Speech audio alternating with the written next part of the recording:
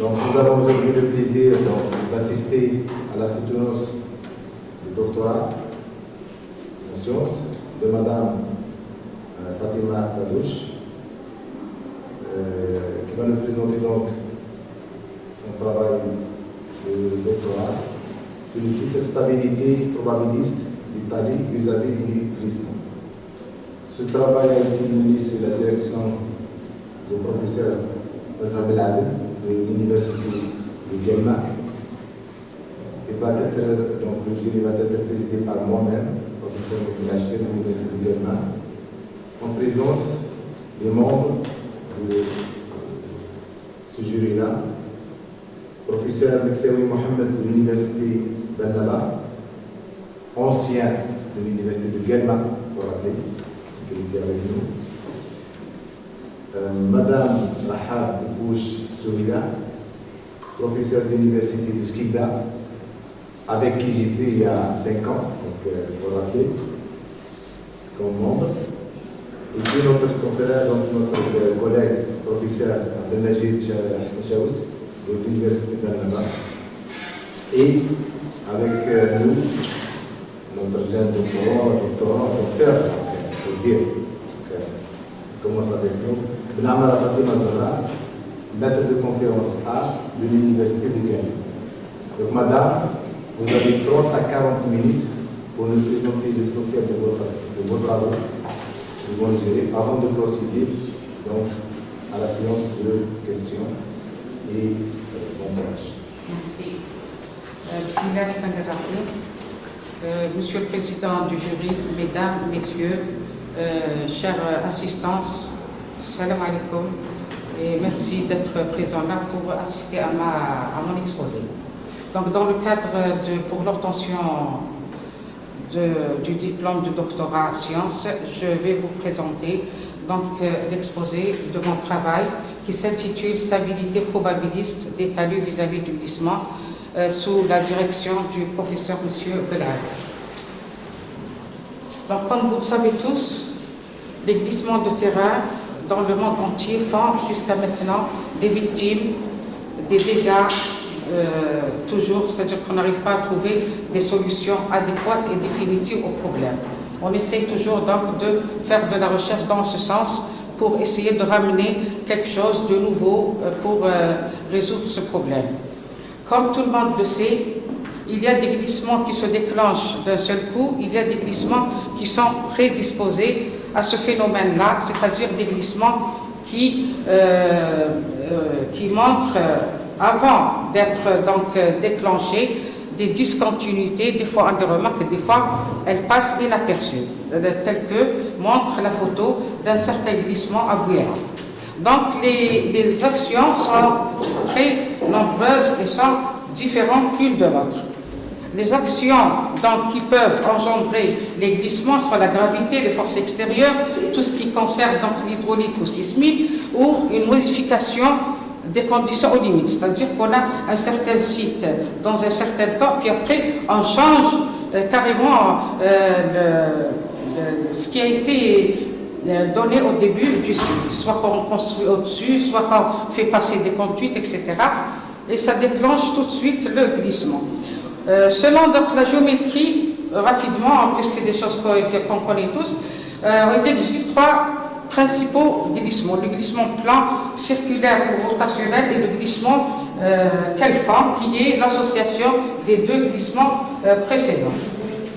Les facteurs qui peuvent aggraver ces glissements sont la diminution de la résistance des caractéristiques mécaniques, à savoir la cohésion et l'angle de frottement, l'augmentation des charges en amont et la diminution donc, des appuis en pente, c'est-à-dire qu'on supprime la butée du glissement.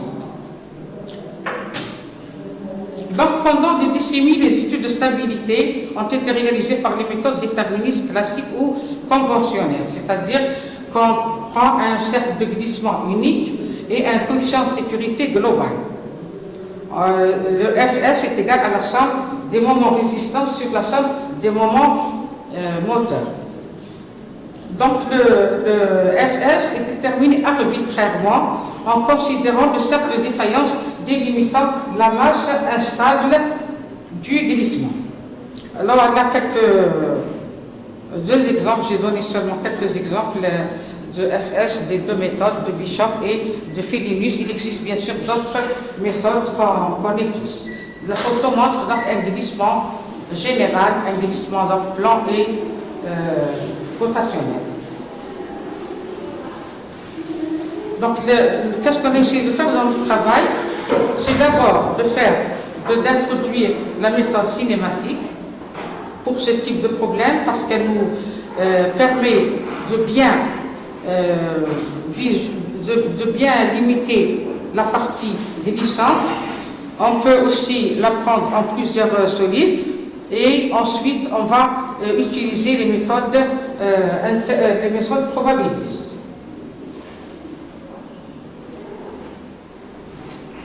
Donc, ça c'est un schéma qui vous montre à peu près quel glissement peut ne pas se déclencher d'un seul coup en une seule fois, il peut être déclenché en plusieurs solides. Ça c'est pour un peu appuyer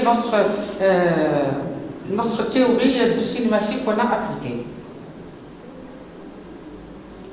Donc, pour tenir compte de ces incertitudes qui sont données sur les paramètres physiques, les paramètres mécaniques, etc., nous avons essayé d'utiliser la probabilité qui tient compte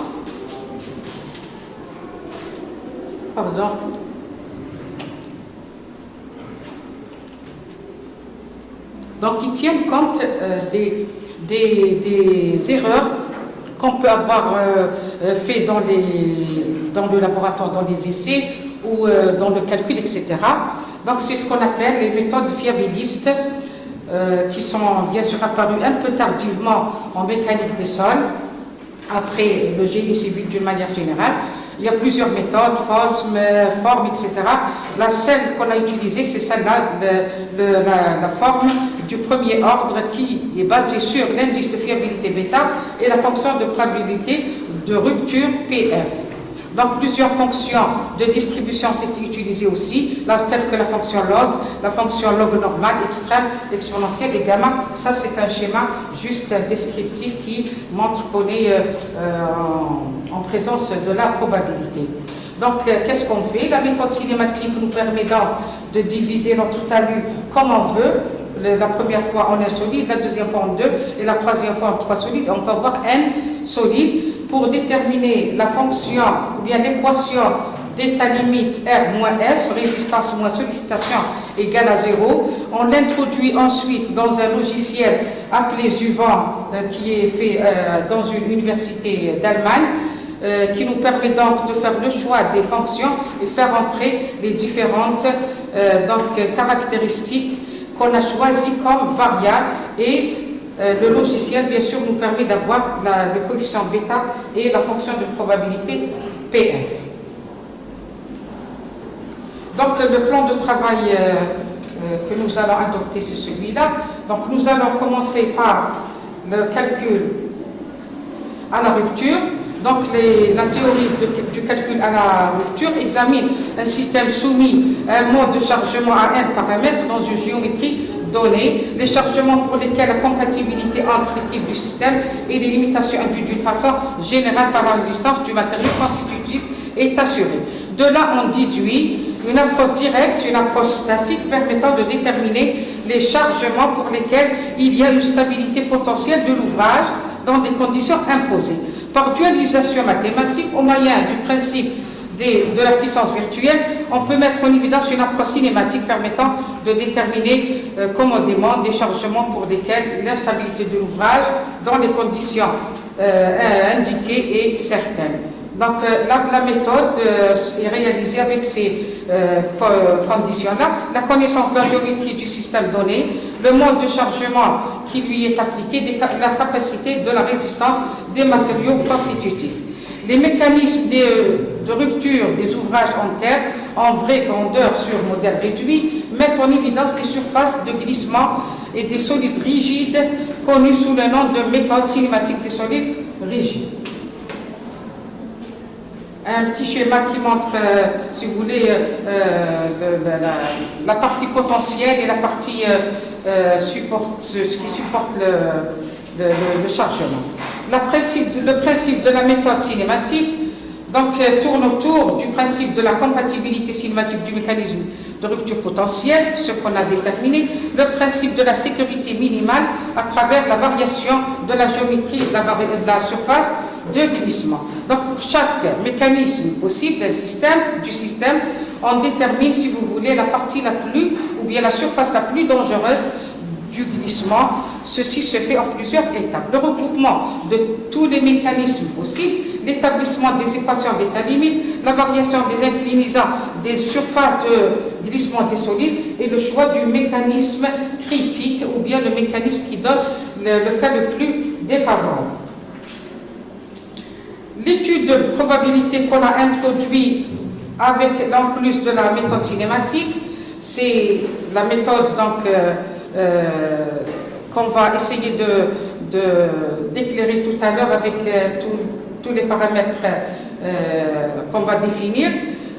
Quelques éléments de probabilité sur lesquels on va passer très vite. Donc on a la variable déterministe, c'est les paramètres de base pour une constante ou dispersion négligeable. La variable aléatoire, c'est la variable qui va subir donc une variation et qui va être introduite dans la fonction probabilité. La fonction de répartition, c'est la fonction définie en tout point comme la probabilité que la variation aléatoire x est inférieure ou égale à x. Donc c'est l'intégrale de la fonction de probabilité. La densité de probabilité fx qui nous donne bien sûr entre deux points différents le p de la fonction. Les coefficients de variation, l'écart-type et tout ça, donc c'est des paramètres connus. Fonction de description, densité de probabilité aussi selon cette équation. Donc on a généralement une forme exponentielle, on doit donc définir les constantes A, B, C et déterminer précisément la fonction qui est utilisée. On en possède plusieurs, la loi normale, le normal, gamma, de Wimble, extrême type 1, extrême type 2, etc. Donc voilà, par exemple, la distribution de Gauss qui est en forme de cloche, qui nous donne une certaine limite supérieure à ce qu'on appelle un pic. La distribution log normale, c'est une distribution qui concerne surtout les paramètres qui ne peuvent pas accepter des valeurs négatives, et la distribution exponentielle qui nous donne aussi des distributions en fonction des paramètres de l'indice de sécurité bêta. L'extrême type 1 qu'on a utilisé, elle a pour expression celle qui est devant vous et sa fonction de répartition fx. Donc pour ce qui est pour vous mettre un peu dans le bain, on a donc donné un petit aperçu très bref sur l'étude probabiliste et fiabiliste qui concerne donc les paramètres géotechniques, leur caractère évolutif dans le temps et l'espace et l'incertitude importante qui les affecte, donc rendent nécessaire leur prise en compte sous forme de champs aléatoires. Ces derniers sont définis comme des variables aléatoires auxquelles on associe une localisation dans l'espace. Les méthodes de calcul dites déterministes se basent sur des modèles de comportement de sol et des valeurs fixes de paramètres introduits dans les lois pour calculer le coefficient de sécurité à comparer donc à des valeurs admissibles. Ces coefficients ne sont pas définis de manière homogène et ne constituent pas une mesure de la fiabilité des ouvrages. À l'opposé de l'approche probabiliste, qui tient compte du caractère aléatoire des variables, elle fournit un résultat exprimé en probabilité de rupture. C'est-à-dire qu'on va avoir un PF en valeur pour dire que c'est la fonction de probabilité. Donc celle-ci constitue une mesure homogène de la fiabilité, donc qui peut en outre s'intégrer dans une étude économique globale. L'historique de l'approche en génie probabiliste, donc elle a été très tardive. En génie civil, le domaine qui a été le plus étudié, c'était le phénomène des matériaux, parce qu'on possédait le choix dans que ce soit les matériaux constitutifs, que ce soit dans la forme géométrique, etc. Ensuite, en mécanique des sols, les premiers travaux de Frendel étaient donc apparus en 1947, puis en 1949, de l'heure et communiqués dans un congrès international à Liège en 1948. Donc l'approche économique, et c'est ça justement le but de l'introduction de l'approche probabiliste, c'est de profiter de la résistance du matériau au maximum. Donc l'approche économique avec un critère de coût minimum conduit à la nécessité de calculer la probabilité PF de rupture ou PS de service ultime. On voit apparaître donc une condition de rupture donnée par la relation R petit r égale R moins NS inférieur ou égal à 0. Le N, donc, c'est le facteur d'ignorance appliqué aux sollicitations. Donc l'analyse suppose que R et S sont indépendantes et considère des distributions normales et log normales extrémales. La probabilité de rupture y est bien définie comme l'intégrale de la zone instable de la fonction de distribution couplée FRS, sollicitation-résistance, et il va le proposer pour des applications pratiques. Une solution graphique est en outre suggérée dans les distributions de R et S n'ont pas d'expression analytique simple.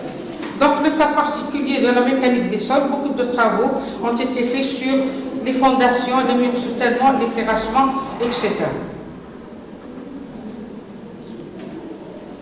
Donc, le déroulement de la méthode, si vous voulez, probabiliste, on a les techniques classiques utilisées, on a les données du problème, et ensuite, on trouve le modèle de rupture et les résultats à exploiter. Les résultats exploités, donc en fonction des variables aléatoires PF ou bien PS obtenues. Méthode analytique, l'élément principal, si vous voulez, dans ce cas-là, c'est la probabilité de ruine. La probabilité de ruine de n variables aléatoires, x, une fonction de performance de g de x. La fonction de probabilité BF est donnée par l'intégrale de f de x, qui est la densité de probabilité. Donc ça, c'est un schéma qui montre, si vous voulez, les paramètres et la représentation de la densité, la fonction de probabilité dans un plan standard. Densité, donc, on introduit, si vous voulez, la densité dans la fonction et on suit donc les étapes pour déterminer les éléments dont on a besoin. Vu la difficulté de la résolution de cette intégrale, le PF intégrale de I de x f de x, plusieurs méthodes ont suggéré dans la littérature pour le calcul de la probabilité par la méthode forme, second ordre SORM, et qui fournissent bien sûr des valeurs et des solutions approchées. Cependant, les méthodes de simulation telles que la méthode des simulations de Monte Carlo ou la méthode de tirage d'importance donnent une bonne estimation de la probabilité de ruine. Toutefois, ces méthodes sont numériquement très consommatrices en temps d'exécution. Donc la méthode forme basée sur le PF, la fonction de rupture et le coefficient de probabilité, l'indice de sécurité bêta.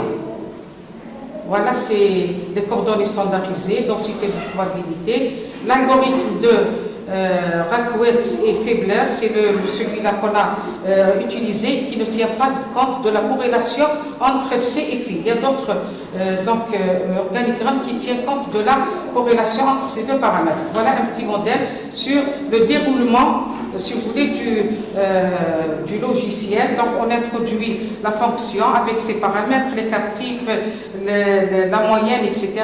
Donc si c'est la fonction normale, il continue le logiciel pour le calcul des autres paramètres. Si ce n'est pas la fonction normale, il part de l'autre côté pour changer de fonction et introduire des paramètres qui correspondent à la fonction choisie. Voilà, donc c'était un peu de théorie. Maintenant, le vif du problème de notre travail, c'est de déterminer les modèles mécaniques et stochastiques. Donc, suite à plusieurs recherches qu'on a établies dans les documents du domaine, sur la méthode cinématique et la probabilité, nous avons donc choisi de faire la représentation d'un certain talus en remblai, d'un sol frottant, cohérent, homogène, et d'avoir 3 types de mécanismes, A1 solide, A2 et A3. Les valeurs choisies, c'est des valeurs moyennes qu'on a tirées bien sûr de la bibliographie. Voici les valeurs moyennes prises de φ' et C'. Elles varient de 40 à 20 et celles de C' de 0 à 37. Les hypothèses et paramètres de calcul, nous avons une inclinaison β' appelée, donc c'est l'inclinaison du talus par rapport à l'horizontale, c'est pour le différencier de l'indice de sécurité bêta. On l'a appelé β', puis on a les différentes inclinaisons des différents solides par rapport à l'horizontale. Les variables aléatoires φ' avec la fonction de distribution log normal, C' log normal, puis extrême type 1 et gamma normal, avec le coefficient de variation bien sûr de l'autre côté. Donc vu, c'est-à-dire quand on a établi les équations, on a trouvé qu'on avait beaucoup de paramètres inconnus.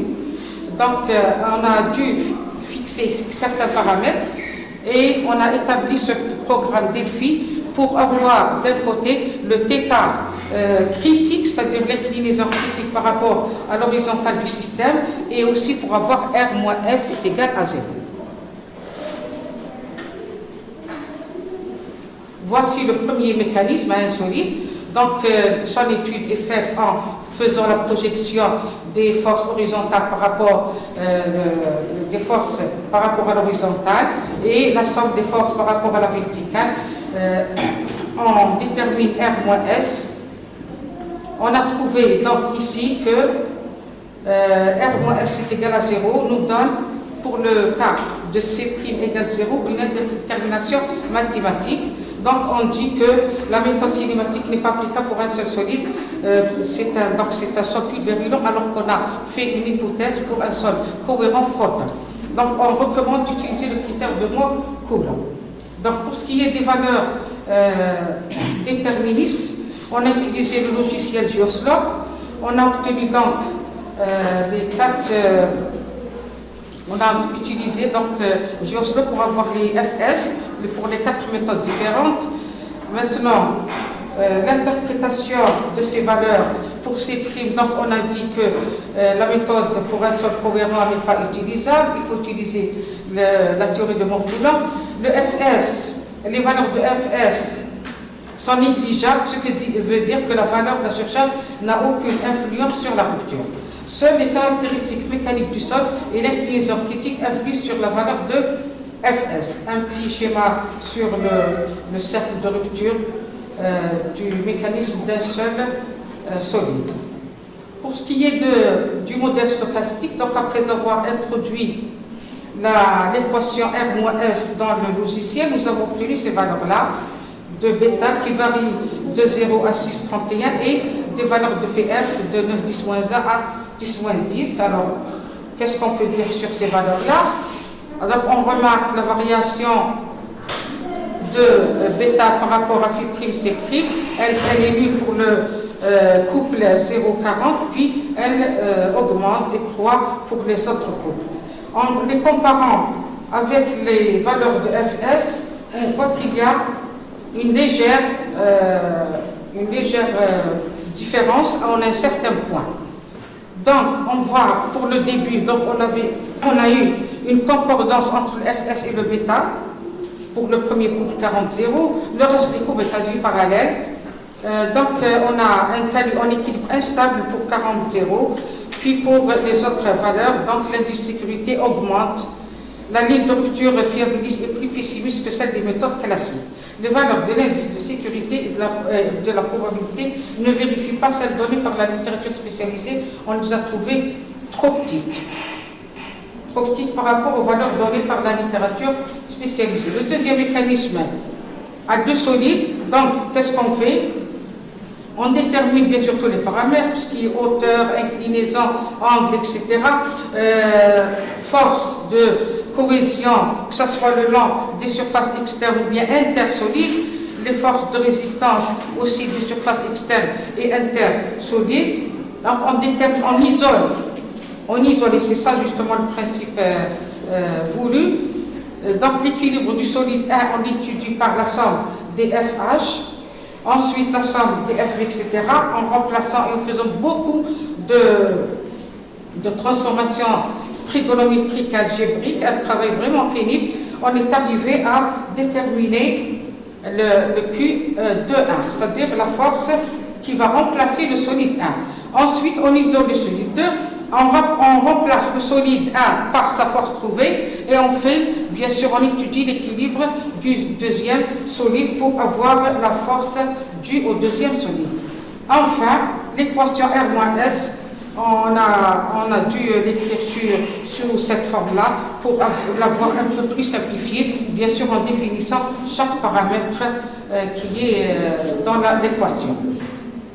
On l'introduit après, donc dans le logiciel, d'accord? On a eu donc le calcul itératif par le logiciel, nous a donné une quantité très importante des résultats, inférieur à 0, égal à 0 et supérieur à 0. On a retenu uniquement les valeurs qui sont égales à 0 et qui s'approchent du 0 parce qu'on n'a pas pu avoir le 0 exact. Donc on a opté pour adopter un pourcentage de 10 à 12% de valeurs approchées. Voilà quelques exemples de valeurs obtenues pour différentes surcharges. Donc le cas critique retenu plutôt, c'est pour θ2 égale 26, etc., Les valeurs sont là devant vous. Deuxième, donc ça c'est le mécanisme de rupture. C'est-à-dire qu'on peut avoir plusieurs ruptures. On a retenu la plus critique. Les résultats du FS, donc nous allons directement voir l'interprétation. Donc les résultats du FS pour les coupes 40-35, 5 sont inférieurs à 1,5, ce qui confirme les résultats obtenus par la méthode cinématique des solides rigides, où R-S est inférieur à 0. Ceux du couple 30-10 sont égaux à 1,5, ce qui représente pour ce mécanisme la valeur donnant l'équilibre limite, ce qui n'est pas le cas pour le modèle mécanique précédent. Donc l'état limite pour le couple 30-10. Un exemple du cercle de rupture. Voici donc les valeurs de bêta et PF, les courbes de variation. Donc on voit qu'il y a une certaine concordance entre le PF et le bêta. Plus le bêta augmente, le PF diminue. Et on a une certaine... donc voilà, je cherchais la courbe, le graphe. Donc on voit qu'il y a une certaine harmonie entre les bêta et les différents FS. Pour ce mécanisme. Pour le mécanisme 2, ce qui change, c'est la forme du solide 1. Au lieu d'avoir un triangle isocèle, nous avons un triangle rectangle. Le principe est le même. Donc on isole le solide 1, ensuite le 2. On obtient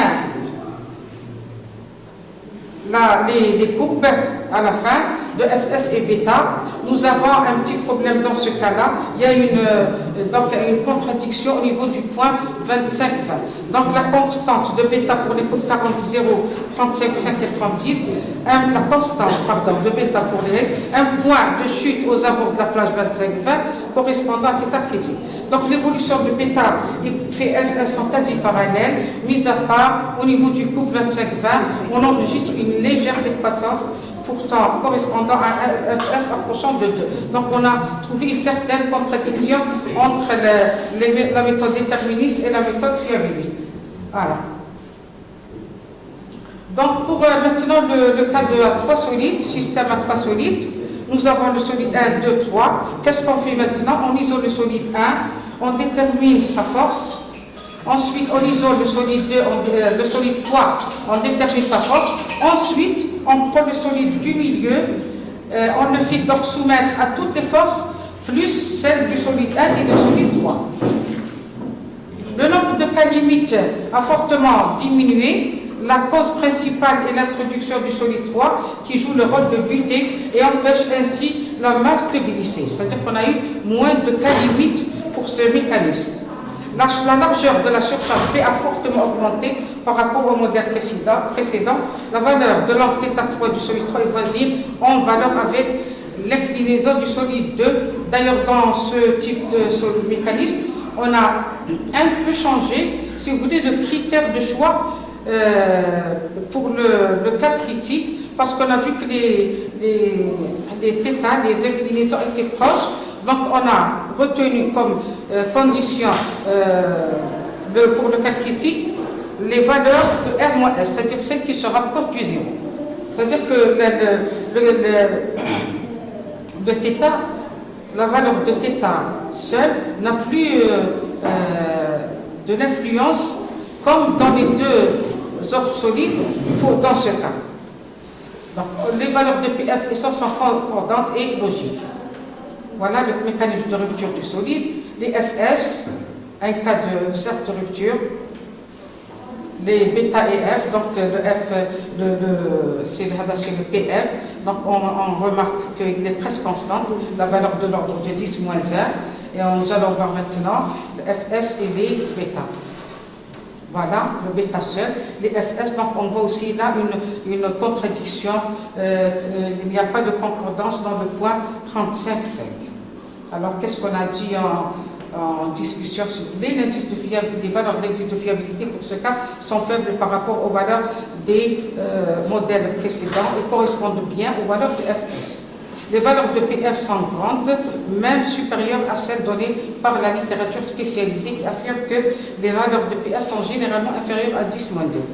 Mis à part la partie de courbe de première valeur, FS et bêta, la variation est pratiquement similaire. Cette courbe montre clairement, la courbe précédente, montre clairement que selon l'indice de fiabilité, le cas critique est obtenu pour le couple, donc 35,5. Par contre, la valeur min de S est obtenue pour 30,10. Donc là aussi, on n'a pas eu de concordance entre les deux méthodes. Maintenant, pour notre mécanisme, c'est le quatrième modèle si vous voulez, c'est un mécanisme à trois solides avec le solide 1 changé en triangle rectangle, le même principe, donc on isole les deux solides, ensuite celui du milieu, on détermine R-S qu'on introduit dans le logiciel, les modèles mécaniques retenus, le mécanisme de rupture, cercle de rupture, bêta et PF. Alors qu'est-ce qu'on a trouvé pour ce cas? On voit clairement que les deux groupes de bêta et PF en fonction de phi', sont en parfaite adéquation. L'indice de fiabilité décroît puis croît. La valeur minimale est enregistrée pour le couple 25-20, où on note la plus grande valeur de PF. Les couples mettent en évidence le décalage des valeurs minimales obtenues pour le FS et bêta.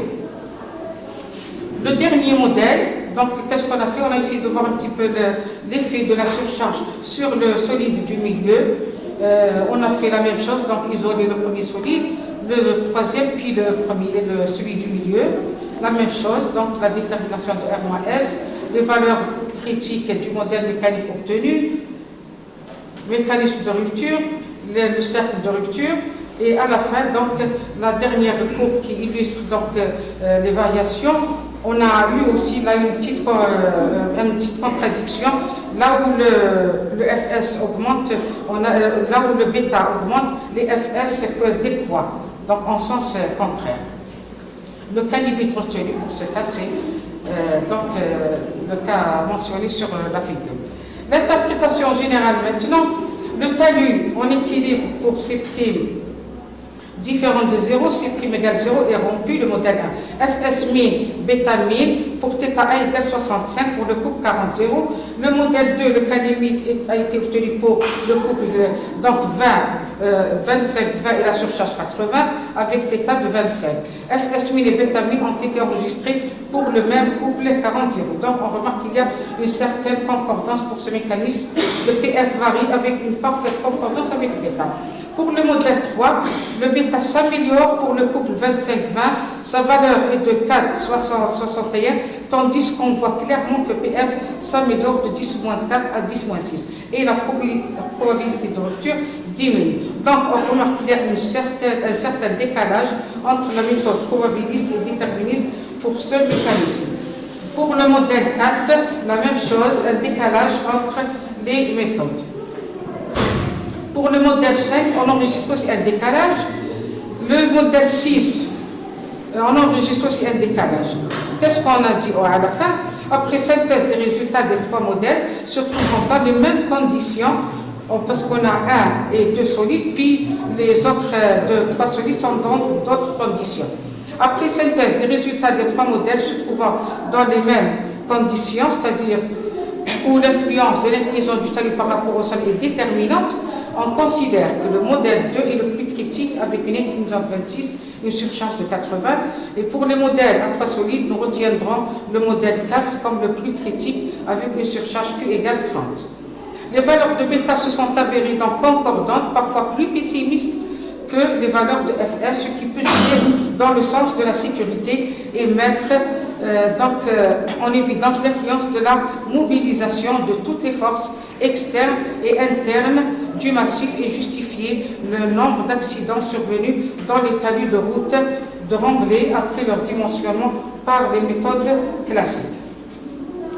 Donc en perspective, en conclusion générale, donc les leçons tirées de notre travail. Donc l'application de la cinématique des solides rigides au glissement des terrains reflète bien la réalité des glissements et donne des résultats réalistes.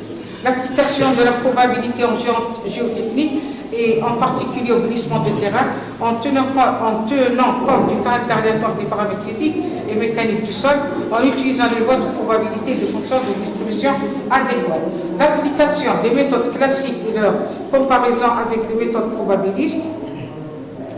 La méthode cinématique comparée à d'autres méthodes classiques permet d'un côté une utilisation correcte des résistances au cisaillement au niveau des surfaces de glissement et au niveau des surfaces intersolides. La valeur de la surcharge influe très peu sur l'état limite et la variation de l'inclinaison critique.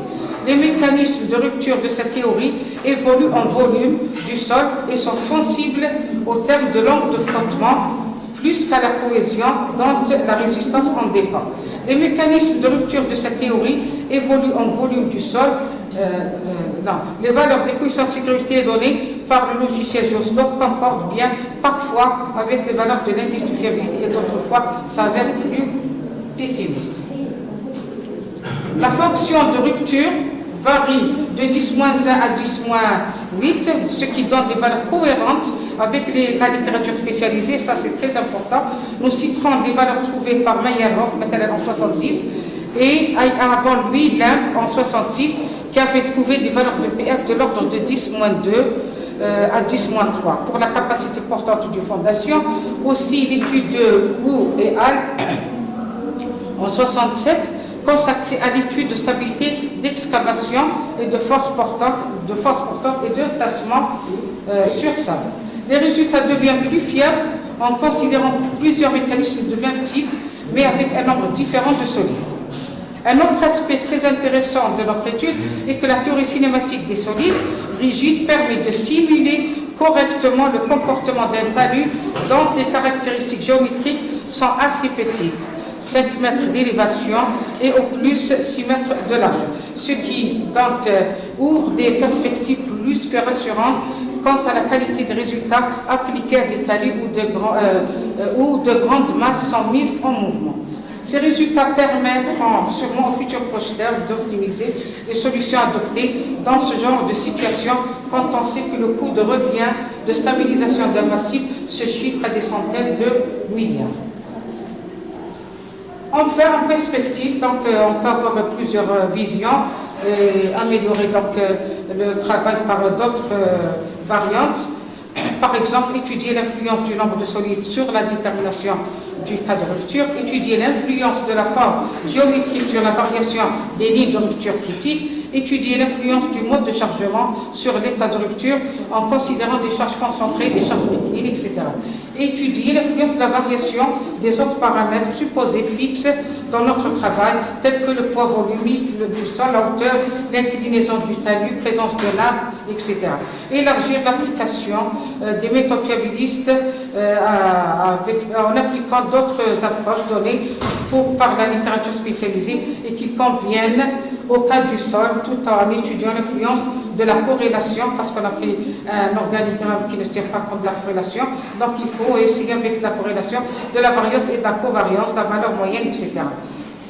Enfin, faire toujours des comparaisons avec les méthodes classiques, c'est normal pour décider de la fiabilité des résultats. Voilà, sur ce, je termine mon travail, je vous remercie pour votre attention.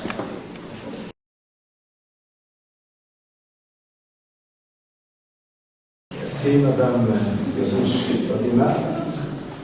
Donc d'abord pour le respect du timing, et aussi pour l'exposé qui était, à mon sens, clair, qui permettra donc aux collègues peut-être de donner quelques questions qui étaient déjà préparées à l'occasion. Et sans tarder, donc je passe la parole donc, à ma droite, le professeur Mohamed Saïd, pour le deuxième essai. Merci, Monsieur le Président. Je remercie la candidate. Je peux confirmer que j'ai lu votre thèse, excusez-moi, votre thèse de doctorat. Donc, elle a été faite avec une publication des revenus établis. Votre travail est très riche. Il y a beaucoup de choses où vous êtes intervenus et il y a des comparaisons. Ce qui me chagrine un petit peu, c'est le fait que certains points sont très bien détaillés.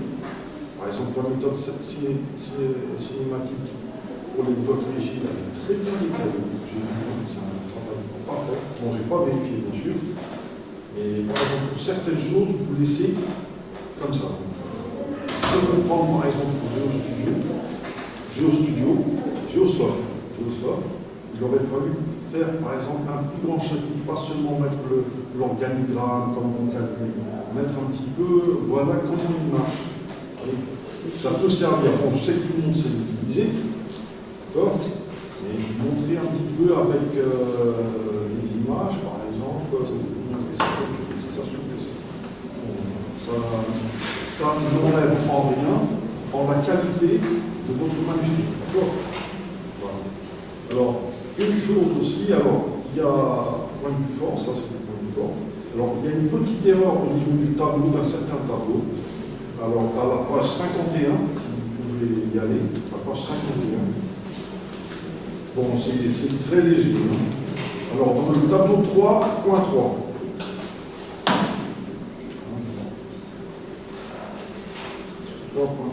Page 51. Ouais, alors, tableau 3.3, paramètres déterministes. Donc, il y a inclinaison θ1 et inclinaison θ2, du solide 1, etc. Et donc, vous mettez 19 kN par mètre cube. D'accord. C'est un nombre. Bon, a priori, c'est à peu près la seule erreur que j'ai vue. Hein. Les collègues verront éventuellement s'il y a d'autres erreurs.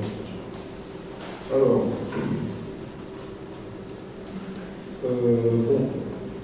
alors, il y a une chose que j'aurais voulu un petit peu plus détaillée, parce que vous parlez de deux termes qui reviennent à chaque fois pour vos modèles. Alors, ces termes, c'est R-S égale 0. Donc, a priori, d'après vous, c'est très important. Ça vient de la méthode probabiliste. D'accord.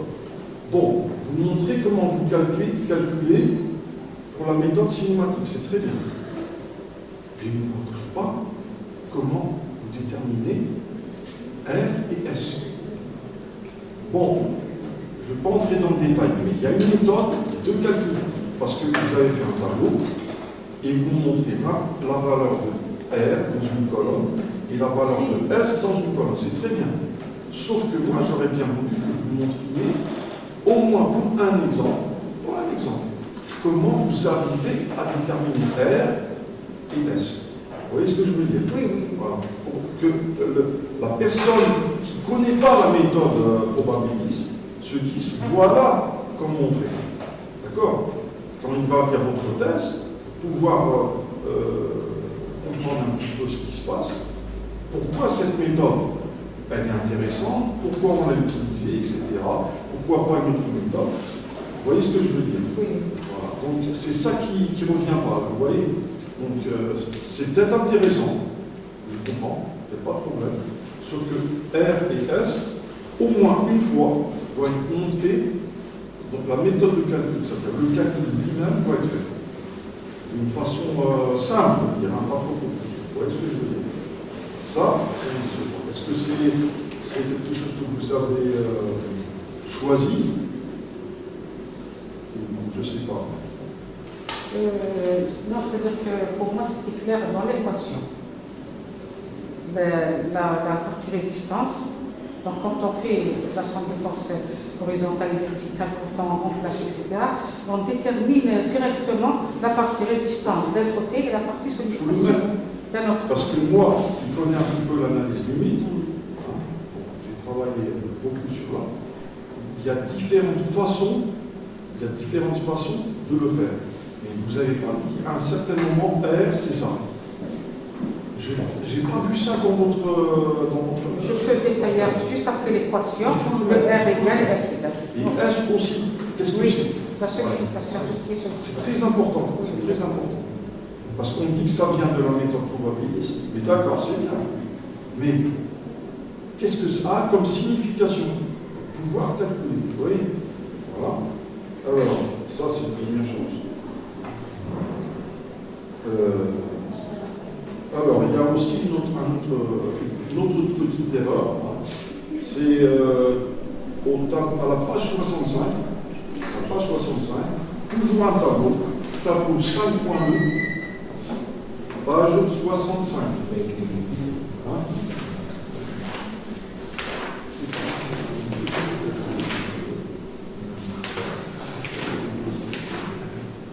Oui, quel tableau? Alors, si vous regardez bien, 5.2.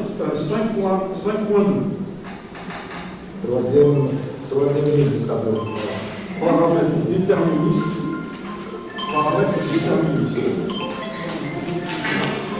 Tableau 5.2.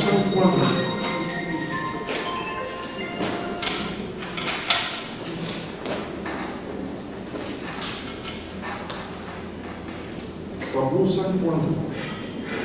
Oui. Oui. Alors, si vous regardez ce tableau, il y a écrit inclinaison θ1 du solide 1 par rapport à l'horizontale, pi sur 4 plus phi prime sur 2. Et en dessous, vous avez inclinaison θ1 du solide 1 par rapport à l'horizontale, et il y a des pointillés. Est-ce que vous pouvez expliquer? L'inclinaison θ1, c'est une valeur, donc c'est une hypothèse. C'est est-ce que c'est la même inclinaison? Non, non, c'est pas la même. C'est à 2. La deuxième. Oui. C'est θ2, donc il y a une erreur. Oui, oui. Il faut rectifier. Oui, je viens de la corriger. C'est θ2. La deuxième. Alors, c'est bien, la même chose. Alors, ça revient toujours à R et S. Dans le tableau 5.6, page 75, et 5.9, page 83. La même chose pour R et S. Alors, maintenant, en ce qui concerne la page 88. La page 88, figure 5.4.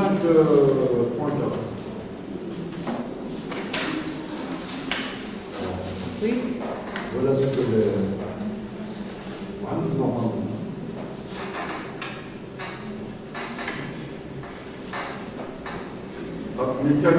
Mécanisme 3 solides. Modèle 4. Modèle.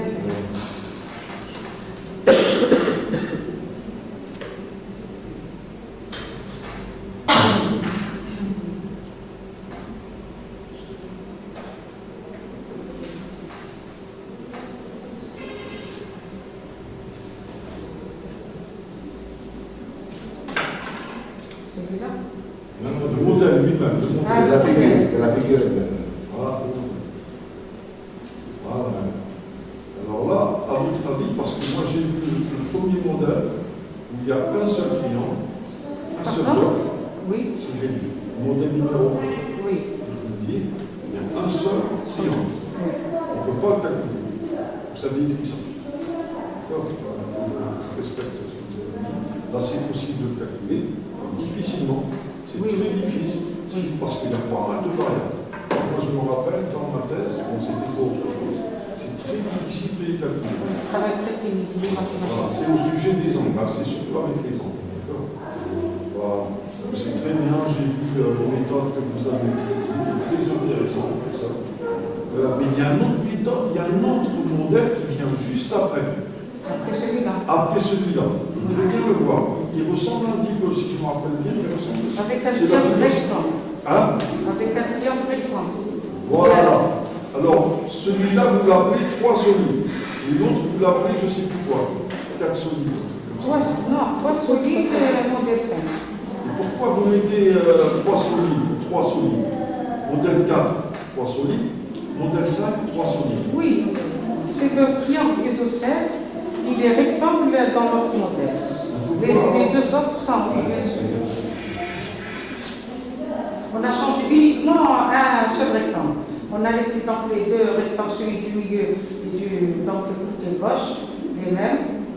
Voilà. Non, là c'est le 2, pardon. Là c'est le modèle 5. Triangle isocèle. Le modèle 5.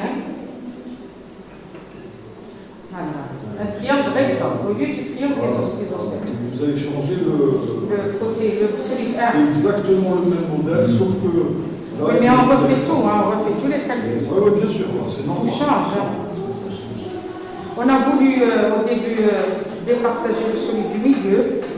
On pensait qu'on allait voir la partie inférieure dans le côté buté, donc pour aider un petit peu le côté résistance. Mais quand on a calculé, ils avaient les mêmes signes. Les deux parties du solide 2, donc ils sont tous les deux dans le côté moteur actif. Alors, une dernière question, je vais vous poser. Alors, à un certain moment, le programme Delphi, si je me rappelle bien, il y avait un programme. Oui. Et vous m'avez dit, si je me rappelle bien, peut-être que je me trompe, vous avez dit, il y a beaucoup de paramètres. Est-ce qu'on peut savoir lesquels? Vous n'allez pas tous les énumérer, bien sûr, mais les plus importants. Qu'est-ce qui vous a bloqué pour essayer de... Vous voyez ce que je veux dire? Oui, parce que le problème en général qu'on fait ce genre de calcul, c'est dans le nombre de variables inconnues. Oui, c'est le grand nombre de variables inconnues. Justement, c'est pour ça qu'on a dû fixer certains paramètres comme déterministes, c'est-à-dire on les a fixés carrément, comme le poids volumétrique avec égal à 19, la largeur qui est égale à 5, la première inclinaison pi sur 4 plus supprime sur 2, donc c'est des inclinaisons qui dépendent de phi prime. Des variables aléatoires, c'est-à-dire des variables qui vont changer au fur et à mesure en fonction de la surcharge.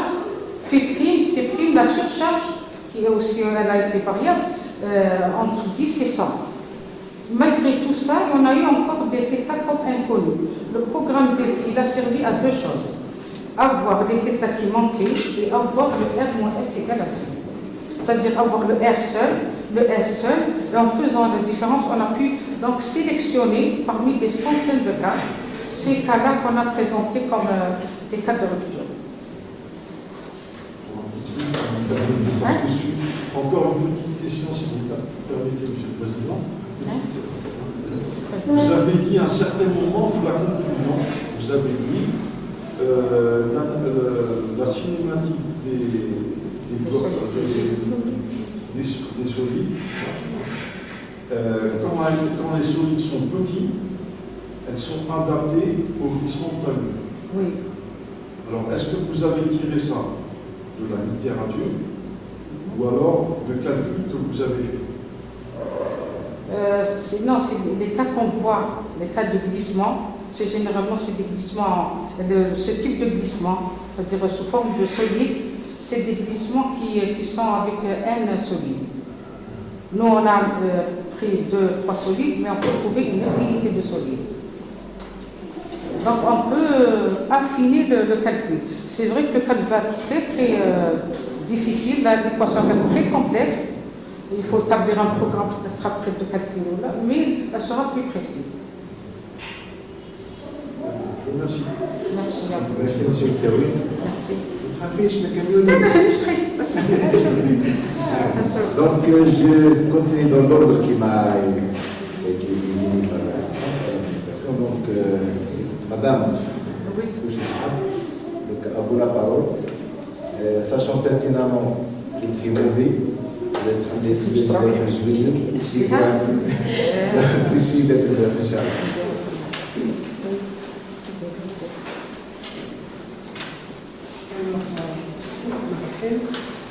Je remercie la candidate pour sa présentation très pédagogique, aussi pour le travail et la quantité peut-être de bibliographie dans la structure de cette thèse.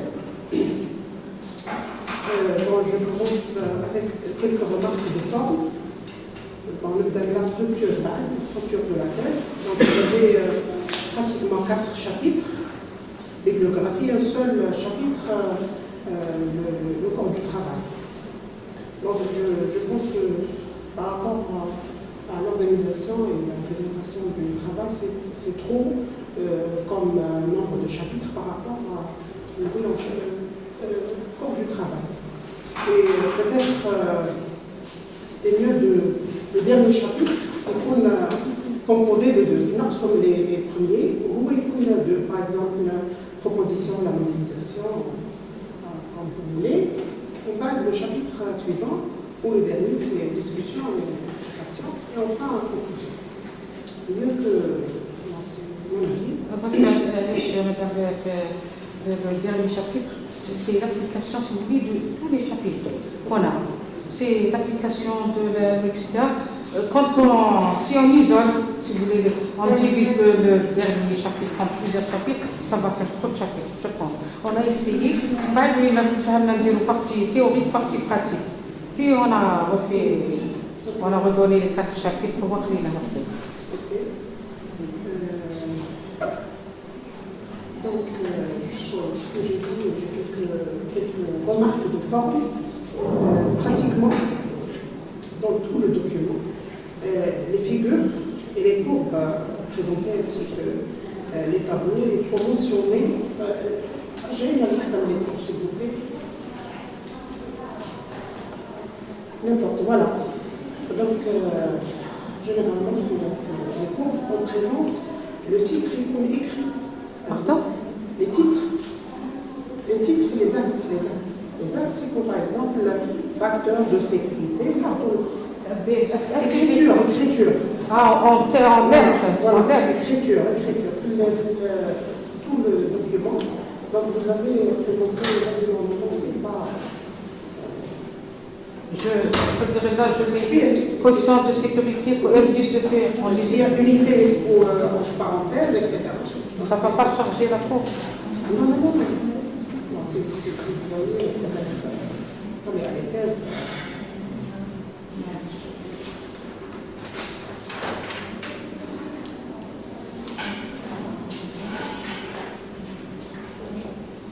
Donc, la page 65, s'il vous plaît. 200. La page 65.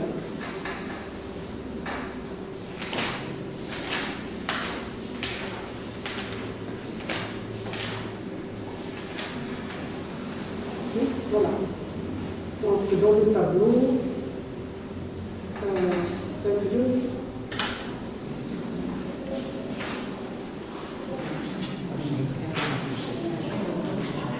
Largeur de la surcharge B. Donc, vous avez écrit variable. Là, la largeur. Oui. Dans le tableau, vous avez écrit Donc largeur de la surcharge variable. Le même tableau que tout à l'heure, il y avait une erreur, c'est tout à l'heure. 65. L'argent, oui, l'argent de la surcharge est variable. Variable. Oui. Je propose. Donc, le goût variable, c'est large. C'est pas. De préférence, qui met les autres paramètres, on met une fourchette, par exemple. Non, elle est donnée dans c'est le calcul de prix qui la donne. C'est selon les paramètres qu'on introduit.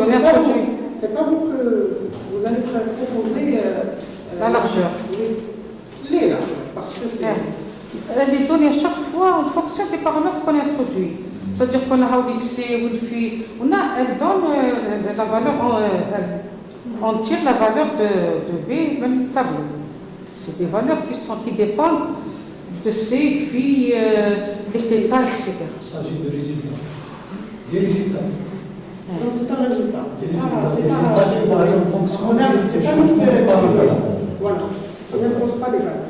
Donc j'ai remarqué aussi les équations. Donc il y a des équations mal écrites.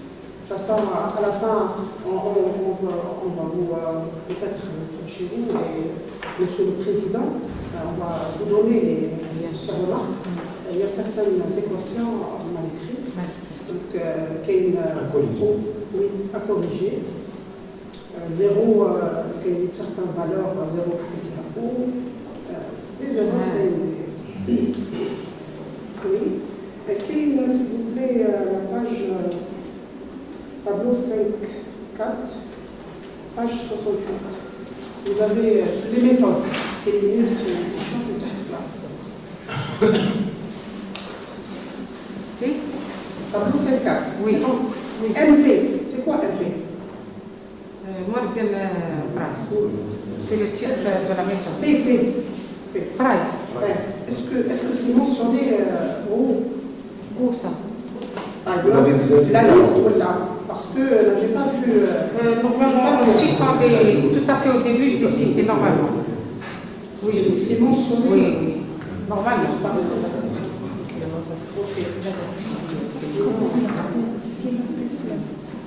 Aussi, toujours les remarques de forme, les références, vous avez présenté peu de références.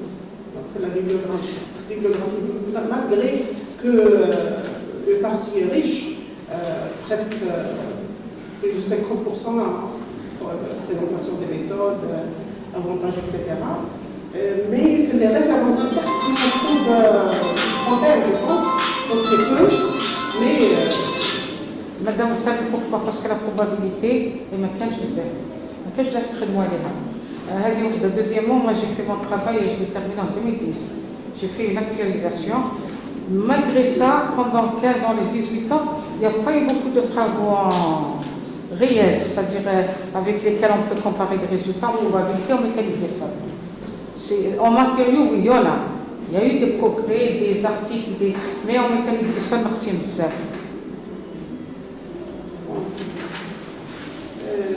Je vais vous proposer d'écrire, parce que il avait au début, à la fin, ils sont mal écrits, les références. Les références mal écrites. Par exemple, l'auteur, titre et quoi? C'est quoi ça? Est-ce que c'est un article, c'est un livre, la maison d'édition, même l'année, j'ai mentionné là, mais la majorité fait les références sont très mal. Donc, les références, لازم فيها les différents éléments nécessaires. Les unités par exemple, qui nous par tout à l'heure, M. Meksaoui a mentionné le même point. C'est bon, les unités, par exemple, qui nous donne par mètre 2 ou un mètre carré, là, pour les cas minuscules ou N majuscules, etc. Donc, il faut vérifier tout le long du document. Bon, je m'arrête là pour ces remarques de forme, mais j'ai peu de questions. À la page 69, vous avez dit, peut-être c'est un résultat de votre modélisation, mais en général, au logiciel et à Cannes. Mais est-ce que c'est vrai, la surcharge, elle n'a pas d'influence dans la stabilité ou l'étude du comportement de stabilité du talus? C'est une question. Oui. Non, on a dit qu'elle a peu d'influence. Si elle n'a pas d'influence du tout.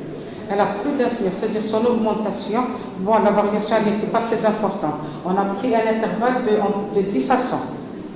Pour cet intervalle-là, j'ai vu qu'il y avait peu d'influence sur les résultats. C'est-à-dire que les θ, les R et les S, pour des charges différentes, surcharges, maintenant pour 20, pour 80, pratiquement la même chose. Alors, peut-être qu'en augmentant la surcharge, pour d'autres valeurs, peut-être qu'on verra qu'il y aura de l'influence. C'est un résultat qui ne concerne que mon travail. Ce n'est pas un résultat que je vais généraliser. L'introduction, vous avez présenté au début, je pense au premier slide, les paramètres favorisant la moteur, la surcharge. Justement, elle a d'influence, Michel. J'ai dit qu'elle avait peu d'influence dans tout ce que j'ai fait. Non, je vois, s'il vous plaît. Voilà, pour ça, Non, je sais ce que j'ai écrit, elle est belle et madame. J'ai pas de... Est-ce que peu ou la pas? Peu, normalement peu, mais si elle n'a pas. Non, je vais m'excuser. La 69. Oui. Aucune. Voilà. Aucune. Pas, c'est pas peu. Pourtant, là, tout à peu l'exposer. Peut-être le cas qui se trouve dans la page 60. Le cas le solide. Pour le mécanisme le mécanisme aucune influence. Par contre, pour les autres, il y a peu d'influence. C'est le résultat que... mais aucune influence, oui. Oui, aucune. Moi, je pensais que c'était la conclusion. Alors, c'était pour le mécanisme. La charge n'avait aucune influence. C'est des résultats de votre modélisation, mais je ne suis pas d'accord. Parce que la surcharge, là, c'est dans un talus. Même le sol il est sec, si légère, humidité, ça va vous favoriser. Bien sûr, elle influence la nappe, c'est sûr. Un sol saturé humide ne se comporte pas comme un sol sec. C'est sûr que la surcharge elle a de l'influence, mais peut-être qu'arriver à certaines valeurs, le sol en lui-même, les grains de sol ont une certaine résistance. Ils vont supporter une certaine surcharge. La forme du talus, tout ça, ils vont supporter une certaine surcharge. Quand la résistance est dépassée, la surcharge cause des dégâts. Une dernière question concernant toujours la page 76,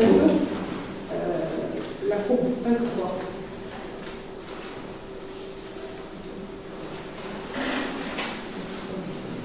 Page 76. Oui, c'est bon. Est-ce que vous pouvez l'interpréter? Chacun a sa. Par exemple, si vous pouvez nous interpréter cette courbe. 7.3. 7.3. 7.3. À la page 60. Non, j'ai un petit décalage ici. 7.3, c'est la variation de θ2 en fonction de l'huile. Courbe 5.3. Pour le mécanisme 1. En tout cas, vous devez l'avoir sur les slides.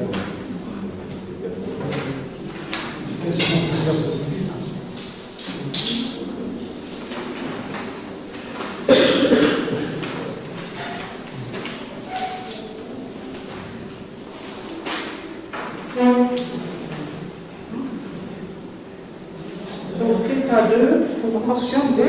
Q. Oui. Je vais la chercher.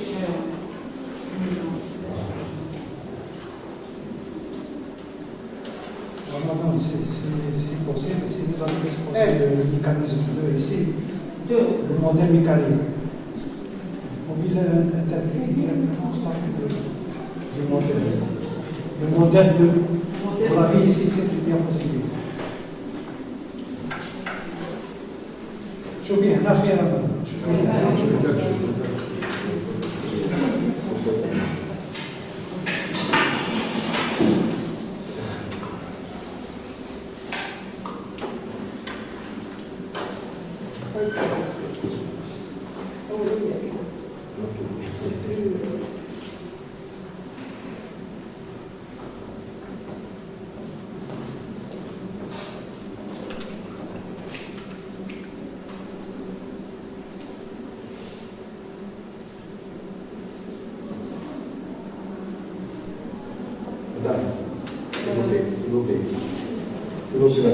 Alors, Parce que j'ai fait un tirage, il y a eu un non, décalage. si c'est vous. Donc, si vous pouvez m'expliquer la variation de décalage en fonction de Oui, donc la courbe pour les trois premières valeurs de la surcharge, elle varie peu. Ensuite, on a une augmentation plus. Ensuite, une partie constante, reste constante, ensuite ça chute. Donc ça confirme ce que je viens de dire. Donc le timing, le sol, il reprend la surcharge plus normalement possible. Dès qu'on atteint un certain seuil, une certaine limite de surcharge, la résistance du sang chute. C'est ça. Donc on peut trouver plusieurs parties de comportement. Merci. Par ça, je termine, Monsieur le Président. Merci Madame, plus pour vos questions. Je continue donc avec Monsieur Abdelaziz Kouchouch. À vous la parole pour les questions qui restent. Donc, concernant le pouvoir de la caisse, votre exposé a été clair. Ça suppose que vous maîtrisez votre sujet. Il n'y a pas de doute. Toutefois, il y a certaines remarques. Concernant la forme, il y a un petit décalage sur le sommaire. C'est la page modèle stochastique, page 94, non pas la page 87. Donc il y a un léger décalage sommaire. Le sommaire du 94 et le 87. Il faut faire la mise à jour de votre sommaire par rapport à D'accord. c'est automatique, ça se passe comme ça.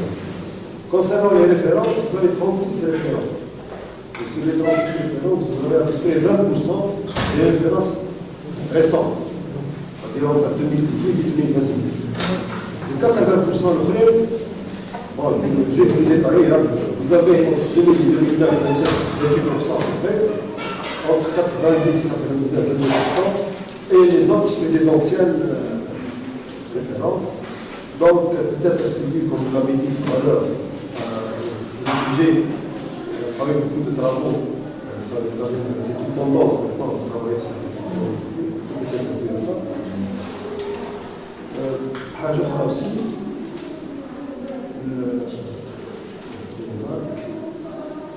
alors, la page 34. Page 34.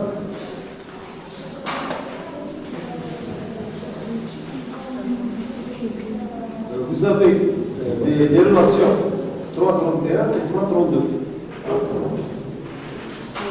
Ah ouais. J'ai un petit décalage.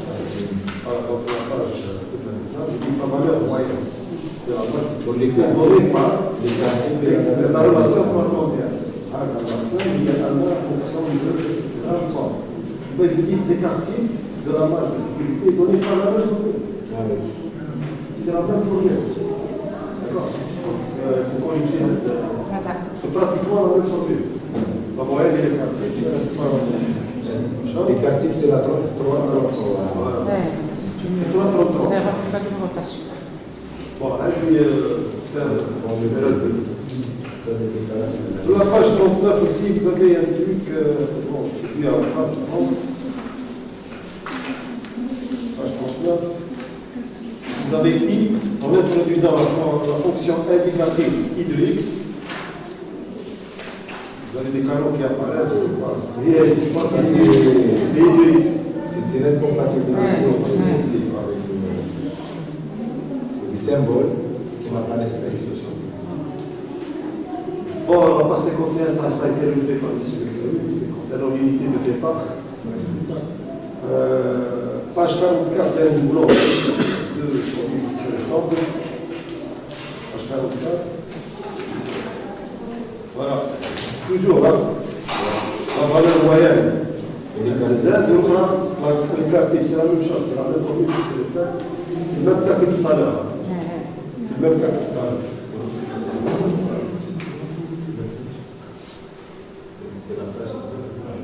D'accord. Bon, maintenant, revenons un petit peu sur le choix de Vous avez dit que la méthode de Monte Carlo était onéreuse en temps, je pense. Était Elle consommait beaucoup de temps de calcul. Monte Carlo. Ah. Oui. Par rapport aux méthodes que vous avez employées. L'exécution. Exécution. Je pense que là aussi vous avez non, un temps de calcul qui n'est pas négligeable. Elle consomme beaucoup de temps la résolution de l'équation. La résolution de l'équation, quand on fait la somme des forces horizontales, des forces verticales, on a toutes les inconnues dans la même équation, toutes les inconnues possibles. Donc on essaie de réduire le nombre d'inconnus en remplaçant tel paramètre en fonction de tel paramètre, etc. Donc on a eu des dizaines de transformations trigonométriques à gérer. Par contre, la Monte Carlo, c'est l'exécution dans le logiciel. Dans le logiciel. Où la simulation est facile. Facile. Voilà, très facile. Vous avez programmé votre... Oui, elle est très facile. On choisit un modèle, une pente, etc. On introduit dans un logiciel. Par contre, elle est plus pénible à faire. C'est manuel, comme ça. Pour le choix des lois de distribution, vous avez la loi normale, la loi log normale et la loi extrême. Oui. Et sur quelle base pourquoi vous avez opté pour telle ou telle loi? Pour tel ou tel paramètre? Vous avez dit que la charge Q c'est extrême, et l'autre log normal, l'autre normal. Voilà. Pour être honnête, on les a trouvés dans la littérature. Il y a plusieurs propositions, plusieurs auteurs qui ont proposé ça, mais au moins ils ont fait des études. C'est selon le type du paramètre. Par exemple, le normal, je peux l'utiliser pour tous les paramètres possibles. Par contre, le normal, je ne peux l'utiliser que pour des paramètres qui croient, des paramètres qui n'acceptent pas de valeur négative, etc. Donc c'est selon... Le log normal, c'est la multiplication des paramètres indépendants. Il y a beaucoup de paramètres qui sont indépendants. Là, on peut utiliser la log normale, et c'est votre cas. Parce que c'est le choix, il dépend du type du paramètre et les travaux qui ont été faits. C'est-à-dire le chiffre d'Akbar. Vous êtes basé sur la littérature? Oui, bien sûr, parce pour établir une loi, il faut faire des centaines d'essais. C'est des statistiques. Plus le nombre d'essais. J'aurais aimé que vous avez opté pour la loi normale, la loi normale, de dire tout simplement parce qu'on a tel ou tel paramètre, parce qu'on a telle condition. D'accord? Parce que pour faire part de la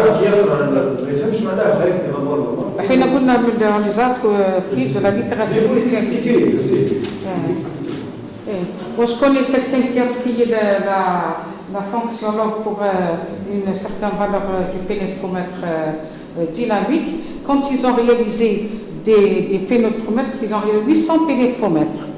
Ils ont modifié la forme. La forme elle a été modifiée. La partie croissante elle est restée la même, le pic, mais la partie décroissante complètement aplatie. Donc comment ils font sur leur sol, là on a plus. Le choix des paramètres, par exemple, pour les couples de paramètres CFI, prenez 40,0, 40,00, 35,5, 30,10, 25,20. La fin, j'aurais aimé par exemple 40,0, par exemple, 40,0, vous fixez le nombre de frottements par 40,0, 45, 40,10, 41 pour voir un petit peu l'effet de la variation de la cohésion. C'est un choix à faire, oui. C'est que vous avez choisi, est-ce qu'il y a un couple qui va... Ils sont inversement proportionnels. Plus le phi est grand, C est petit, oui. Ils sont inversement proportionnels. On ne peut pas fixer 40 et prendre maintenant 30 phi. On ne peut pas. On ne peut pas prendre maintenant Bien sûr, ils sont inversement proportionnels. Je ne peux pas prendre maintenant phi 40 et C 30, c'est impossible. Plus phi augmente, C diminue, le contraire est juste. Parce que tout simplement, après la qui fait aussi la résistance. Mais on peut faire une étude paramétrique, c'est un choix à faire. On fixe, pour la recherche, on fixe C par exemple, il faut varier le flux, voilà l'axe. Mais avec des précautions à prendre. Il faut être logique. Le choix des formes, des solides. Les formes des solides, oui. la géométrie. social, rectangle, travailleur, sur quelle base qu'est-ce qui vous a incité à choisir ce type de forme? Justement, l'idée de c'était. Wala مش un trapèze, wala مش je sais pas. Non, il faut pas. Deux exemples. On ne peut pas avoir de trapèze et tout parce que le calcul sera incontrôlable. Deuxièmement, le modèle c'est à peu près le prisme formé par la fondation, uniformément chargé. On a la formation d'un prisme sur la fondation. On a opté pour ça, M. Benabed. On a fait varier les autres. C'est pour donc Hadja connu dans la mécanique des sols et aussi pour les angles. C'est le rempli, la poussée, tout ça, ils sont connus. On s'est basé sur ça au début, où les autres inconnus étaient déterminés. On peut, le choix que vous avez fait par rapport à la géométrie, on peut encore diviser le triangle en d'autres triangles. On peut aller plus loin, faire le triangle, et ça va nous rapprocher un petit peu. Mais ça va faire un calcul très. Donc peut-être qu'il faut programmer ça. Oui, il faut justement faire un programme de calcul. Voilà, je vous remercie. Merci. Je passe la parole à M. le Président. Merci M. Chéris pour vos questions. Donc là, il faut bien noter les remarques parce qu'il y a un annexe 6 qui doit être signé par moi-même qui doit contenir la limite entre toutes les remarques. Bien sûr, il n'y a pas de problème. Parlons d'annexe. Il n'y a pas d'annexe. Si. Petit annexe.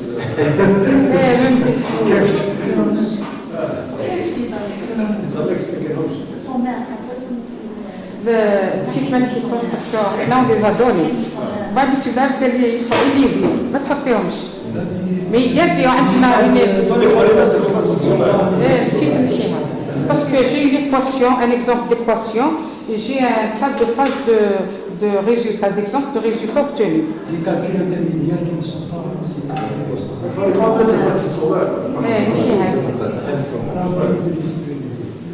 Alors, on termine donc, bien sûr, avec les membres du jury, avec bien sûr la petite membre du jury des compétences du jury, Fatima donc, de la Mara, qui va donc procéder. Fatima Zora, bien sûr.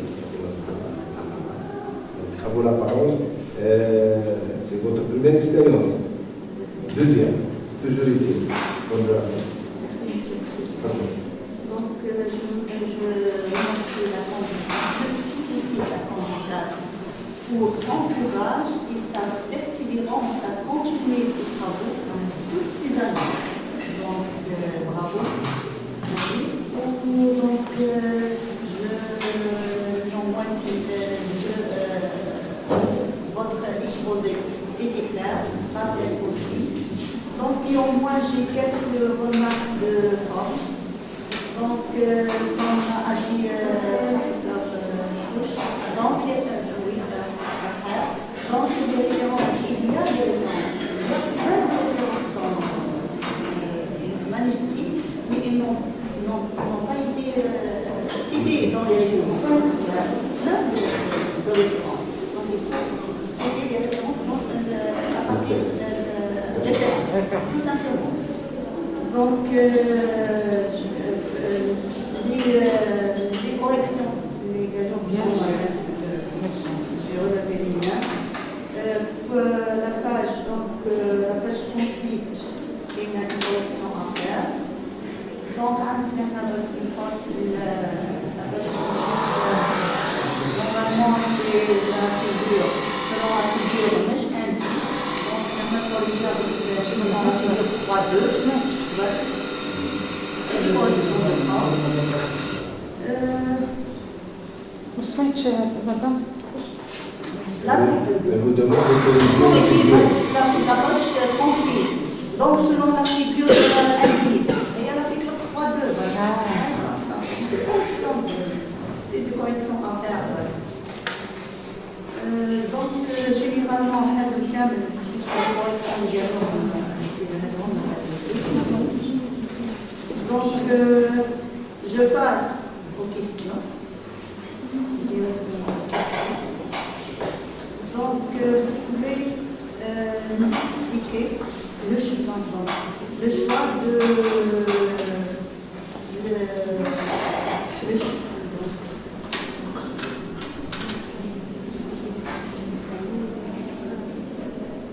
Vous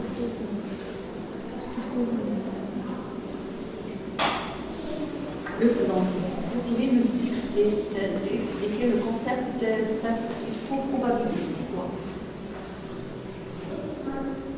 Le concept, Vous êtes basé sur quoi? oui, le concept statistico-probabiliste, c'est un concept qui tient compte de la variation des paramètres. Et c'est ce qui nous intéresse.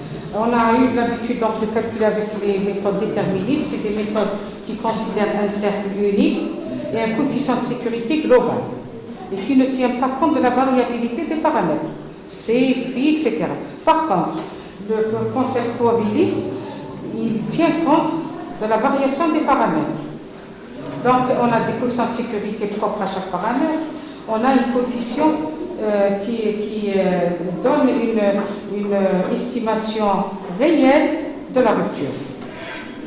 Donc, il tient compte de la variabilité des paramètres. C'est ça le concept. Basé sur, bien sûr, basé sur des fonctions de distribution, des paramètres très importants d'indice de sécurité, et la rupture, l'écart type, etc. Et la fonction de probabilité de rupture. Donc, sur la page 65, donc vous avez choisi des coefficients. Sur quelle base vous avez c'est le tableau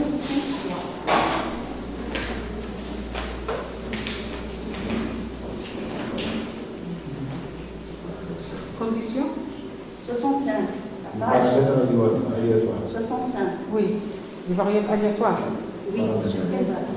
Les couples de ces faits, ou bien de tous les paramètres. Si vous dites, vous expliquez, Oui, on a expliquez cette partie, on passe à la. On essaie de voir les paramètres qui ont une grande influence sur la variation de la résistance du sol. C'est qu'est-ce qui peut donner, c'est-à-dire la tenue d'un talus ou pas. C'est les caractéristiques intrinsèques du sol, ou bien ce qu'on appelle les caractéristiques mécaniques. Au moins, ils ont une très très grande importance par rapport aux autres paramètres. La deuxième des choses, la surcharge. Malgré qu'on a dit qu'elle a peu d'influence, mais c'est sûr quand on a un changement matériel des conditions initiales d'un talus en augmentant une surcharge, il y a rupture, donc elle a son importance. Et le poids volumique. Donc si c'est un sol qui n'a pas une bonne résistance de gamma très faible, c'est un sol qui va lâcher très vite. Le gamma, il a une importance. Donc on a essayé de prendre des paramètres qui ont une très grande influence ou bien une importance primordiale dans le comportement du talus. Non, pour les coups, 40-0, 35-5. C'est un choix qu'on a bien sûr fait la littérature, on a trouvé plusieurs couples, plusieurs valeurs. On a pris ce choix parce qu'il reflète bien les valeurs moyennes et le rôle qu'il y a, la relation qu'il y a entre les deux, C et phi. Donc je reviens au tableau 5.3 pour les coefficients de variation. Oui. On les a pris de la méthode forme du logiciel appliqué sur vous. Pouvez-vous nous expliquer le logiciel Zuval? Oui, bien sûr. Il marche, comment se font les calculs? Comment se font les calculs à l'intérieur? Qu'est-ce qu'on fait? C'est un schématique, mais je peux vous dire sans voir l'organigramme. Donc, qu'est-ce qu'on fait au début? On fait, bien sûr, on marche, c'est un truc qui marche en Turbo Pascal, le logiciel. Turbo Pascal. Ensuite, on introduit donc la fonction, l'équation, R-S, on l'écrit avec les symboles. Bien sûr, il faut donc le logiciel, un Turbo Pascal. On a dû écrire toutes les fonctions. Ensuite, on fait introduire tous les paramètres, le W, l'expression aussi écrite par le langage. Ensuite, on fait le choix de la fonction, sa fonction normale, etc. Et on fait rentrer aussi si on nous demande d'autres paramètres en plus. Là, on laisse le logiciel travailler avec le bêta et le phi. C'est ça, en grand. C'est les grandes lignes du logiciel. Comment vous avez on fait varier, bien sûr les paramètres variables. مثلا الأول نحطو 40 il nous donne le résultat, ensuite je change 35 il nous donne le résultat, etc. C'est des itérations qu'il fait. Ah, donc les paramètres. Bien sûr. Le programme ensuite il est compilé, Oui. en turbo pas. Oui. Et c'est la compilation. Donc, j'ai une question. Comment vous avez eu l'idée de comparer le bêta, une chose, le résultat probabiliste avec le résultat déterministe de Geostorm? Bien sûr, quand on introduit une nouvelle méthode, un nouveau concept, il faut toujours avoir quelque chose en référence pour la comparer. Mais je ne peux pas travailler une méthode et je dis elle est fiable ou capable. Par rapport à quoi? Donc on a essayé de voir à peu près qu'est-ce qu'elle ramène, cette méthode probabiliste, par rapport à la méthode déterministe. C'est ce qu'on a donné. Donc parfois il y a concordance, parfois non. Donc on s'est dit que la méthode probabiliste est plus pessimiste et c'est à notre faveur. Parce qu'on a des études de glissement qui sont faites par les méthodes déterministes. Quelques mois après, il y a des accidents qui sont survenus sur le même thème. Donc il y a quelque chose qui ne va pas. Peut-être que la méthode probabiliste, elle estime mieux les forces de résistance, les sollicitations, etc. Donc elle a donné quoi de plus? Hein? Elle a donné quoi de plus, la probabilité? Puisque généralement les courbes sont... Pour les cas critiques, là on raisonne en cas critique. Il y a la variation, elle paraît similaire, elle paraît la forme, parce qu'on ne peut pas comparer pour cette sécurité, le valeur tertiaire est de 0 à 1 ou bien jusqu'à 1,5. Par contre, que bêta, il varie de 0 à 4, etc. Non, on parle de variation, on ne parle pas de valeur. Oui, bien sûr. Donc, la variation, comme ça, quand on dit quelle variation ça veut dire, il y a des points de différence au niveau des courbes. C'est le cas critique. Moi, je me suis basée sur le cas critique. Donc, la probabilité est plus pessimiste. C'est-à-dire que c'est des cas favorables par la méthode déterministe et défavorables par la probabilité. Donc, je remercie. Ça veut dire que ça va coûter plus. Non, ça... Parce qu'elle est pessimiste. Non, il faut prendre plus de précautions, pas uniquement en question de coût. Par rapport aux méthodes classiques, bon, Oui. elles ne sont pas toutes ajoutées. Hein. Non, elles ne sont pas jetées, mais il reste toujours des méthodes de référence. Hein. Donc, quelle que soit la méthode qu'on va inventer, il y aura vraiment la référence des glissements. C'est la tendance vers la sécurité. Oui. Donc, dernière question. Donc, pour chaque mécanisme, vous avez retiré le cas critique. Le cas critique par rapport à quoi? Par rapport à θ, l'inclinaison. Les deux premiers. Les deux premiers, de celui par rapport à θ. C'est-à-dire l'inclinaison seulement. Un seul θ. C'est pas l'inclinaison par rapport à l'horizontale. Non, par rapport à l'inclinaison. Donc, vous prenez les trois θ. L'inclinaison. Pardon? C'est l'inclinaison. Oui, l'inclinaison par rapport à l'horizontale, c'est bien la cause la plus déterminante du glissement, c'est de la rupture du talus. Par contre, pour les autres, les états se rapprochent en valeur. Donc on a pris R-S. Donc on a pris le R-S qui se rapproche le plus du zéro. Résistance moins sollicitation. Donc je vous remercie, madame. Merci pour à vous. ces explications. Merci. شكرا للسيدة فاطمة زهر pour ces questions, donc qui complètent les questions qui ont été donc soulevées par les collègues. Ces questions ne diminuent rien du tout la qualité du travail, plutôt ça va les compliquer et ça va vous permettre peut-être de voir encore d'autres horizons.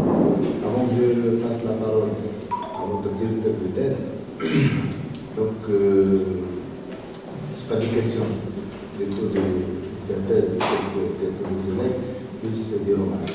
Je commence par le titre. Le titre que vous avez sur le manuscrit, c'est pas celui dans les documents officiels. Je l'ai changé, non? Non, l'ANA s'écrit dans les documents Non, j'ai envoyé un email pour justifier le changement, mais je vais le Donc ça, corriger. ça existe sur la plateforme. La plateforme. Il y a un arrêt, ce qui Non, non, existe. c'est pas ça. Euh, On va prendre ensemble. ah oui, d'accord. Moi, j'ai téléchargé. L'essentiel.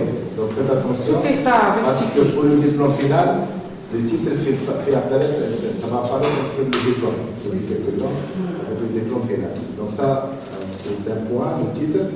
Deuxième point, comme ça a été suivi pratiquement par l'ensemble des membres, c'est les équations.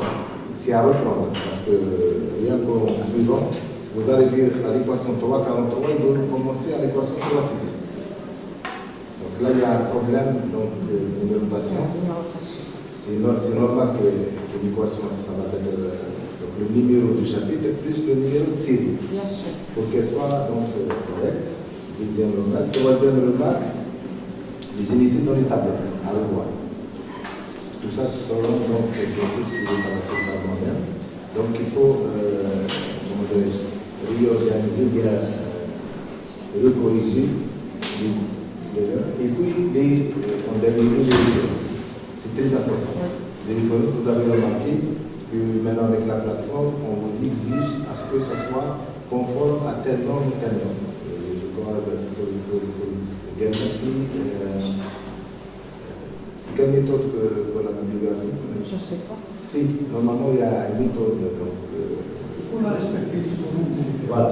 Vous n'oubliez la même harmonie. C'est ça. Donc ça, c'est devenu maintenant standard. Il faut donc le respecter. Donc pour vous dire que ces remarques doivent être tenues compte de la version finale, Bien sûr. qui va être donc suivie par l'annexe 6, et puis qui va être réinjectée à la place d'état actuel. C'est la plateforme. Oui. Si nous avons la parole.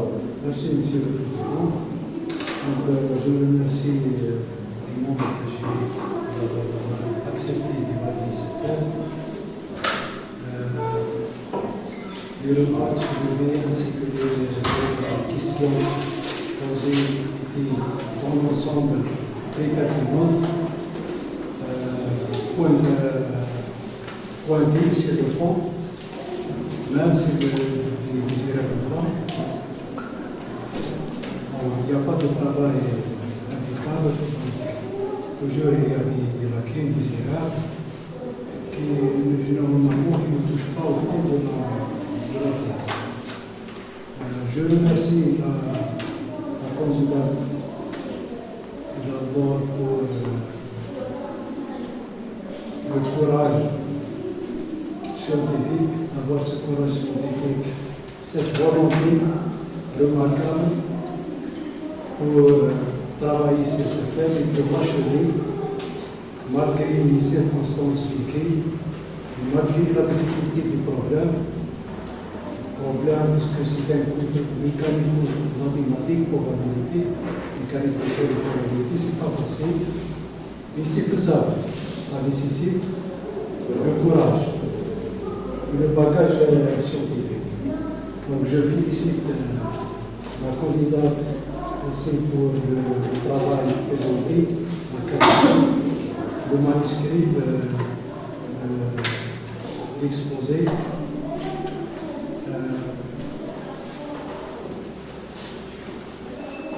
Concernant les remarques, parce que le sujet traite, c'est un deux volets. Il y a le problème mécanique du son et il y a le problème de probabilité.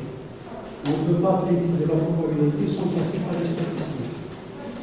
Donc les statistiques, ça nécessite des banques de données. Ça nécessite de donner des expériences, des résultats pour arriver à faire une conclusion concernant la variation de chaque paramètre. Est-ce que ce paramètre est variable? Est-ce qu'il est déterministe?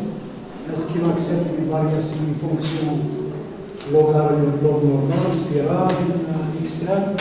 Tout cela, donc on a, pour nous, ce n'était pas l'objectif principal de cette thèse. On a utilisé l'outil probabiliste pour arriver à notre objectif. L'objectif de tirer le mécanisme, le modèle mécanique de tir de plus crédible. À travers la variation, surtout de la variation de l'inclinaison des utilisons cette approche comme moyen de comparaison. Donc, on est arrivé en fin de compte à des résultats qui sont acceptables. Donc, je ne peux pas dire que cette approche est pessimiste. Je voudrais bien dire qu'elle est plus réaliste. Pessimiste, c'est le pessimiste, c'est-à-dire on l'abandonne. La préférence est plus réaliste, il y a des valeurs qui sont proches de la réalité. Malgré les hypothèses simplificatrices, les hypothèses mathématiques, ceci aussi est acceptable pour chaque méthode. Qu'est-ce qu'il y a encore? Maintenant, donc, je félicite aussi la candidate, elle a bien répondu aux questions globales dans le jury. Les résultats ainsi obtenus constituent une base de référence pour les travaux qui vont suivre pour le futur. Merci, monsieur.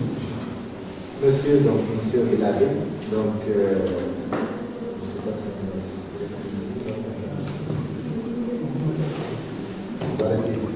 Donc, pour délibérer, donc, nous appelons l'assistance à quitter la salle. On attend